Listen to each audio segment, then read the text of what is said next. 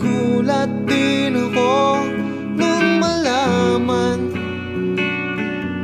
na hindi lang pala ako yung nanghinayang nung nag-away tayo noon at natuluyan sa iyakan at tampo at sandali lang. Huwag ka munang magsalita, di ko hahayaan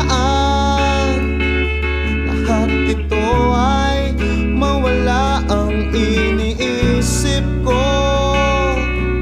Kung pwede pa ba tayo?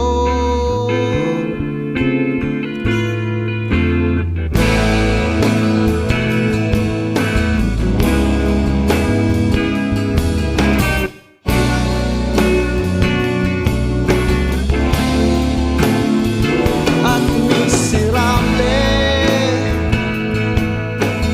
paulit-ulit lang ang nangyayari. Paikot-ikot